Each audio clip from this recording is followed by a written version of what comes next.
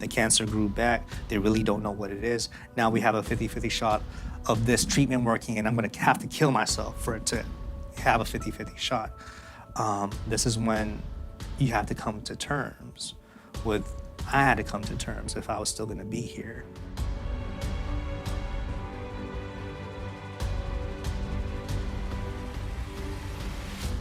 Well, hi, my name is Jason Paulino. I'm here to share my testimony of how God healed me from stage 4 cancer, tuberculosis, and being paralyzed from the waist down. My journey with God actually started when I was 22 years old. I think it was in 2008, around that time. At that time, I was just focusing on business, and I was in this networking marketing business, learning and developing, growing leadership development. And then, but what really stood out to me was this business leader that always spoke about God. He talked about what was most important in your life. And he talked about how God was number one, and then work, then business, right? And he said, if God is number one in your life, how much time are you putting into that? And that convicted me for the first time. Whenever he would speak, I would always get chills whenever he would speak. So I didn't know it was Holy Spirit back then, but he would always give me chills. And that convicted me. He said, if God is number one in your life, and in my head, I said, yup, that's true. And then he said, how much time are you spending on it? And I got super convicted because it was like I wasn't spending any time on God. So that week I decided I was going to figure this God thing out, this faith thing out, and go see what it's all about, go to church or something. And that week, 5 people randomly asked me to go to church with them. So I said, okay, God is saying something here. Let me figure this thing out. So during that time, as I'm searching for my faith and learning more about God, a friend of ours in that business community started a church. And as he started the church, I started going to it, almost being groomed to be like a youth pastor. And we took our kids to a Jesus Culture conference up in Bethel in Redding, California, and I was one of the chaperones. And during that time, I'm supposed to be a chaperone watching the kids. And I found myself on the stage, blubbering, crying, just weeping, just being touched by God strongly for the first time. And well, the funny thing, I was supposed to be watching the kids and they're watching me having this moment. And they also had breakout sessions for the youth pastors and the chaperones to teach and train them. And they talked about that there was this thing called a School of Supernatural Ministry. I never heard of such a thing. I was like, there's school to like be able to learn this type of ministry to bring back to other people. So I wasn't hearing from God at the time. I just thought, if I was touched by this business person through these seminars that led me to this moment here, I want to do the same thing for my communities and in my businesses, that I'm going to learn some ministry, then bring it back to the people in my businesses that I had influence over and do the same thing that that guy did for me. That was my thoughts. I wasn't hearing from the Lord or anything. That was just my thoughts. So after that, this was 2010. I decided I would go pursue financial freedom because I figured there's no money in ministry. This is just my own thoughts, right? There's no money in ministry. Let me go ahead and figure out this money thing first so I can then have enough of an income or stability to go to ministry school and then come back, right? So that was 2010. I had this long journey in entrepreneurship, trying to do all kinds of different things to get financial freedom. I finally landed myself in financial services in 2015. I finally found a vehicle that was working. And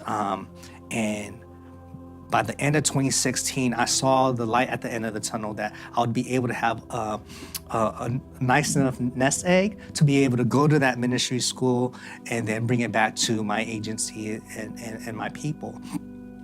That it would happen by January of 2017. That was the goal. January 2017, I'd be able to go pursue my calling in ministry. I'd like to tell you that throughout this whole time, I was focusing on God, but I kind of was put him on a shelf and say, I'll go back to that. Let me just take care of this money thing first. So I wasn't living for God, just focusing on business. But people knew me in this industry that one day I was going to become a pastor. This is why I was focusing on financial freedom. So at the end of 2016, around October, my back started hurting. But I had this goal that I needed to hit by the end of the year. So I pushed through the pain. It started getting worse and worse and worse. It got to a point where when I would cough, I would feel electricity shoot down my spine all the way down to my toes. And then I started losing my balance. You would think I would go to the doctors by then, but I was so stubborn because I needed to hit this goal. there's a small window for me to do so. So I just kept pushing through. I started taking a bunch of pain medication just to get out of bed. I'd work like 2 days straight, then one day I would just sleep the whole day and then just take a bunch of pain medication. And then finally, by January of 2017, I lost all feelings in my legs. I was paralyzed from the waist down. We had to call one of my friends to come pick me up from the house to take me to the hospital or put me into the car because no one in my house was able to lift me up. Then they took me to the emergency room. They gave me an MRI, and then they said that I had a growth on my spine, and we're gonna have to rush you to the spine specialist, which was in San Jose, and I was in Antioch at the time. And since it's already late at night, we'll have to do it in the morning, and they'll tell you what's happening there. So in the morning, they rushed me to San Jose, Kaiser, to the spine specialist with an ambulance ride, with the light sirens on and everything. And once I got there, the specialist said, you have a tumor that's on your spine, and it fractured your spine. It's pushing against your spinal cord, which is why you're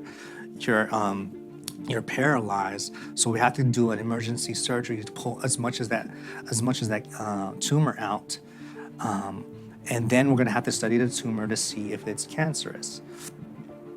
And at the time, I was like, okay. That's all I answered. I was like, okay. And the doctor goes, I don't think you understand. This is going to be a very long road for you to recover if you recover. You probably will not walk again, at least not on your own. And if it's cancerous, who knows how far it's going to go. And at the time, I thought it was all of the leadership development. You can't control what you can't. The only thing you can control is yourself, right? And so I thought it was all the leadership development. I told myself, like, look, I can't do nothing else, so let's go ahead and go into the procedure. But looking back at it, I knew that it was the peace of God over me. I knew that I had this calling on my life. Though I wasn't pursuing it at the time, I knew I was supposed to do something great for God, and it was not going to end this way. I was not going to end with just, not being able to walk again or live again. I knew God had a calling on my life. So we go into the procedure. They took as much as they can out. This was in San Jose, and they studied it. They studied it for a long time. It took a long time for them to diagnose me. Finally, they diagnosed me as stage 4 Hodgkin's lymphoma. The doctor said, if you get cancer, this is the type you'd want to get because it's only like 9 months worth of treatments, and then you should be healed from then, is what they told me. You should be healed after 9 months of chemo and whatnot. So I recovered some of the surgery there. They put 11 screws and 2 rods in my back to fix my back again from my spine. Recovered a little bit there in San Jose. Then finally, they brought me back to Antioch, where I lived, to Kaiser, Antioch. Recovered more there. They said, as soon as you cover enough from your back surgery, we'll start doing the procedures. We'll start doing the chemotherapy. We started the chemotherapy, and in July 2017, that growth in my spine grew back again. And I was in excruciating pain the whole, from January to the whole year, basically, in my back. So what they said was, we're not really sure what it is. They took us to Stanford because it grew back. So we tried radiation on the back where that growth grew back, and it didn't work. So Kaiser said, okay, let's go ahead and go to some specialists with Stanford. And so went to Stanford, and they told us, we're gonna level with you. They diagnosed you as Hodgkin's lymphoma, but the reason why they took a long time is that we really don't know what it is. And the fact that the treatments aren't working, we're not sure what it is. There's only one other option we have. It's called, it's to do a bone marrow transplant. First, we'll have to hit you with high-dose chemo. This acronym, ICE, was the acronym for this high-dose chemo. 5 days straight high-dose chemo in Kaiser Mountain Creek. From there, you would go home, rest for 2 weeks, then come back for 5 days for another high-dose chemo for 5 days. Right after you're done with that, they're gonna ship you to Stanford. At Stanford, as soon as you get there, they're gonna pull your bone marrow out, put it on ice, then hit you with 3 days of super high-dose chemo to eradicate everything, even your healthy cells and all that stuff. So basically bring you to the brink of death. As soon as they're done with that last dose, they're going to shove your bone marrow back in so that they can rejuvenate your cells and bring you back to life from death, basically. And they said it's 9 weeks of you coming back to life almost. Like, what you see on TV with cancer patients throwing up and they look like death, right? And then when they told me this was in July, they said it is going to be a 50-50 shot of it actually working. So here we were doing the treatments, it wasn't working. The cancer grew back. They really don't know what it is. Now we have a 50-50 shot of this treatment working, and I'm gonna have to kill myself for it to have a 50-50 shot. This is when you have to come to terms with, I had to come to terms if I was still gonna be here. And if that's the case, what I would regret. And the first thing I thought about, was not having a family and kids, but I can't regret something I can't control. That's a blessing from God. Immediately I thought I never got to ministry school. I never got to pursue my calling in my God assignment. And then I thought, man, if I died now, it'd be a completely wasted life. Like, all I lived for was to make money. Though I had the right intentions with it, I still put God on a shelf, and this would be a wasted life. And then I thought about all the other people that aren't pursuing their calling or their God assignment just to survive and live and pursue money or whatever it is that they're pursuing that's not what they're called to do. And I just told God, like, if it wasn't some amazing experience with angels or anything like that, I just told him, Lord, if you heal me from this, I promise you, I will fulfill my calling and purpose in ministry, and I will help other people do the same, because it's just gonna light up the globe in your glory. And I just said that basically on my deathbed, and because I was in excruciating pain that whole time, and just bedridden, basically, you just left to your own thoughts. So I said that in bed, just thinking about it, and we had no other option, so we went ahead and went with that option of doing the bone marrow transplant. So in July, we go for the 5 days chemo, high-dose chemo in Walnut Creek, and I'll come back, and I have a fever. For that 2 weeks I'm supposed to rest, I have a fever. We called the doctors, we have a fever. They said, let's wait another week. Waited another week, still had the fever. They said, you know what? How about you come in anyways? We have to, if we don't do this high-dose chemo again, we'll have to do everything all over again. While you're here, we'll run some tests. And so we did the 5 days chemo there, and they ran some tests, and they found tuberculosis in my lungs, my brain, and my prostate. They said, because of your immune system being so low, and since you lived in the Philippines, you probably had it in dormant and just now surfaced, is what they told me. So they said, because you have tuberculosis and cancer, we can only treat one at a time. And because tuberculosis is an infectious disease, we have to halt all cancer treatments and just focus on the TB. And it's going to be about 6 months to a year of treatments for it to go away, for us to go back to the cancer treatments, right? So this was like another death sentence, basically, because nothing was working with the cancer treatments already. Now we have to halt all cancer treatments to focus on the tuberculosis. And they said it's gonna be 6 months to a year.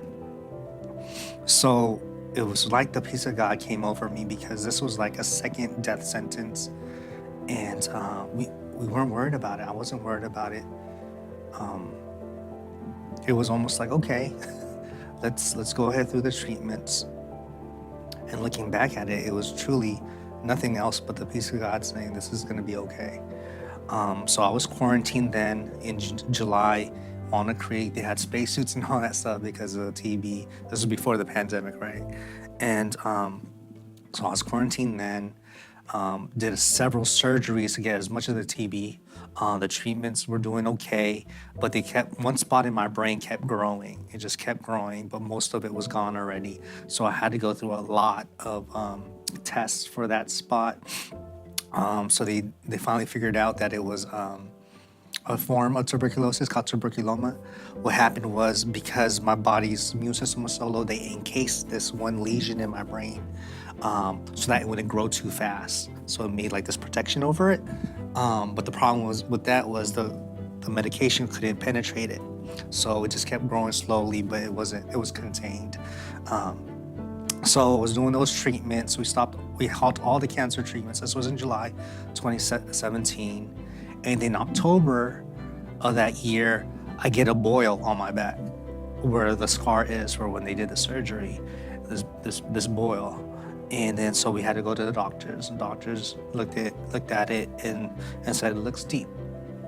So what we'll need to do is we're gonna have to go back to the surgeon in San Jose and open you up to see if this infection, it goes all the way to your hardware, the screws and the rods. And if it is, then we'll have to redo it all over again, put new hardware in there. So once again, went to San Jose Kaiser.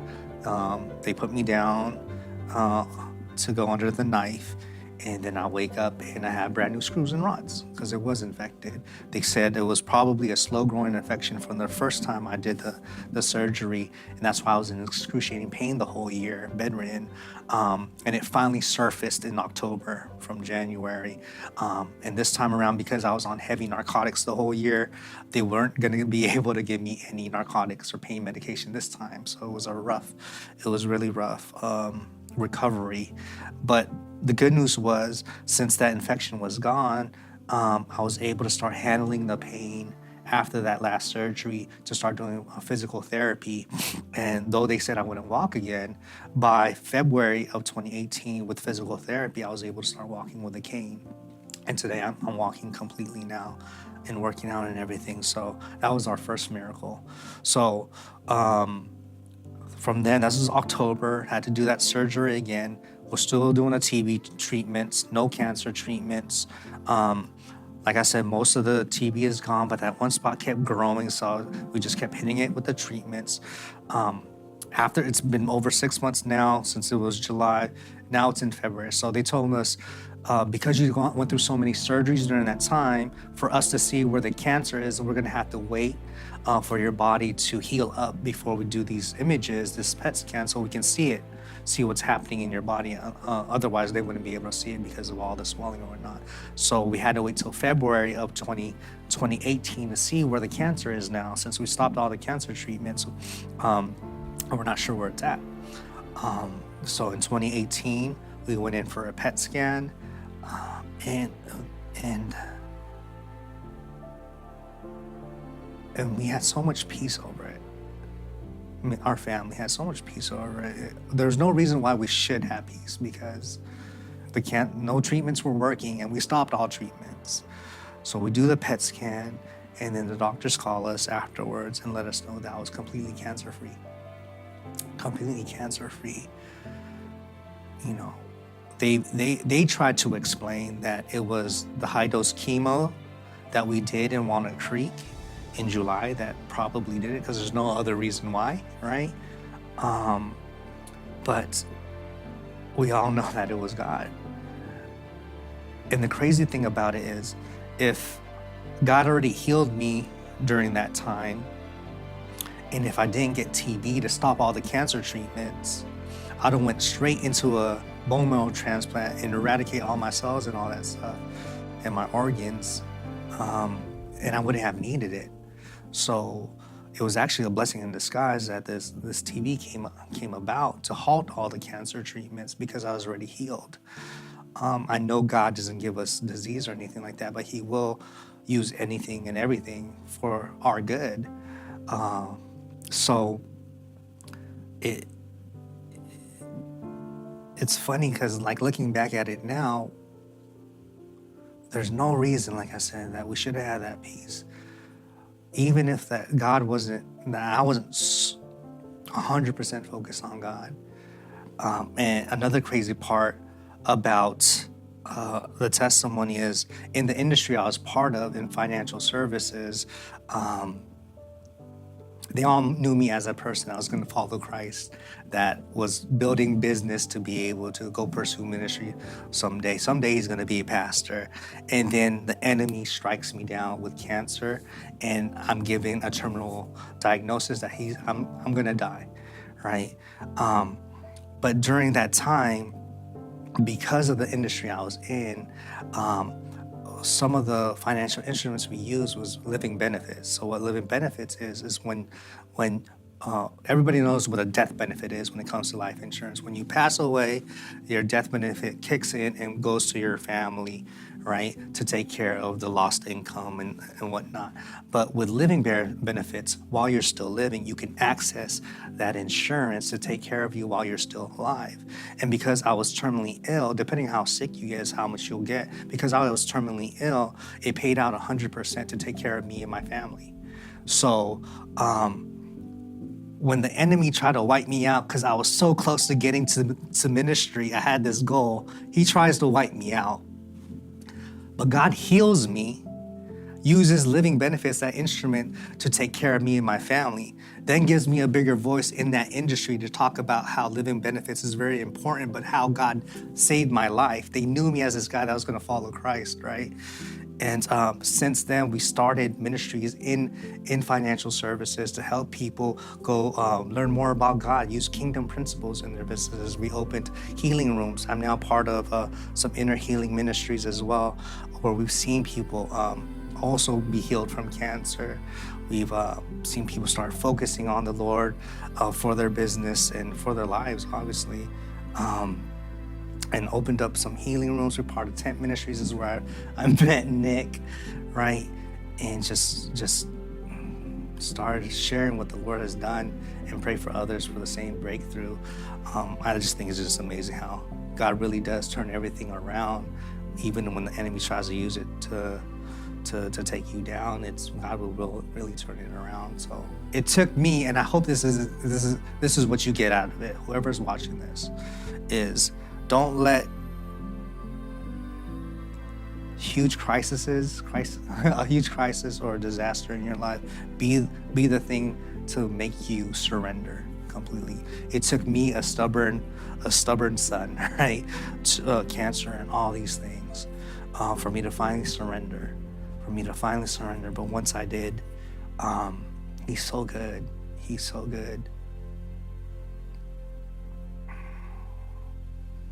And he already paid the price. And he's just waiting on us. And since then, he's healed me completely. I'm walking now completely TB free. The treatments of the TB lasted for 26 months for it finally go away. Imagine if I halted all cancer treatments for that long, I shouldn't be here, right? I'm walking today. God has blessed my family, has been able to let me share this story with other people, to pray for others for healing. So I'm just blessed to be able to share this testimony with you, to let you know of God's goodness. And he still is a God of miracles. He's the same God he was then and now and forever. So thank you for this opportunity.